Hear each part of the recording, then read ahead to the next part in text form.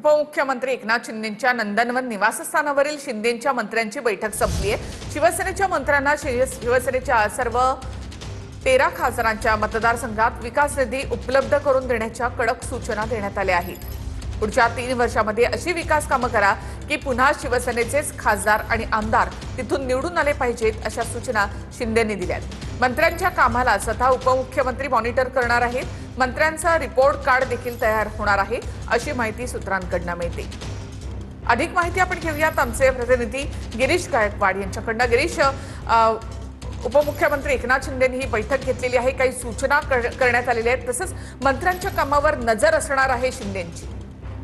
नक्कीच निखिल, आपण पाहतो की जवळपास 1.5 तास ही बैठक चालली आणि नंदनवन इथल्या मंत्र्यांची ही बैठक आता संपन्न झालेली आहे। बरेचसे मंत्री निघालेले आहेत। शिवसेनेच्या सर्व 13 खासदारांच्या मतदारसंघामध्ये शिवसेनेच्या मंत्र्यांनी विकास निधी उपलब्ध करून देण्याच्या सर्व शिवसेनेच्या कॅबिनेट मंत्र्यांना एकनाथ शिंदे यांच्या कडक सूचना आहेत आणि पुढच्या 3 वर्षात अशी विकास कामं करायची आहेत की पुन्हा शिवसेनेचेच खासदार आणि आमदार त्या मतदारसंघातून निवडून आले पाहिजेत आणि महाराष्ट्रात सुद्धा शिवसेनेचं सरकार आलं पाहिजे, असं मानस आहे। मंत्र्यांच्या कामाला स्वतः मुख्यमंत्रीच मॉनिटर करणार आहे आणि या सगळ्या मंत्र्यांचा रिपोर्ट कार्ड सुद्धा तयार होणार असल्याचं बोललं जात आहे। त्यामुळे नेमके मंत्री कशा पद्धतीने आता काम करणार आहेत किंवा विकास निधी कशा पद्धतीने उपलब्ध करून देणार आहेत हे सुद्धा पाहणं तितकंच महत्त्वाचं ठरणार आहे। निखिला, धन्यवाद गिरीश। एकूणच माहितीबद्दल। तर 13 खासदारांच्या मतदारसंघामध्ये विकास निधी उपलब्ध करून द्या, अशा सूचना शिंदेंनी दिल्यात। त्याचबरोबर कामं होतात की नाही यावर देखील शिंदे स्वतः नजर ठेवणार आहेत।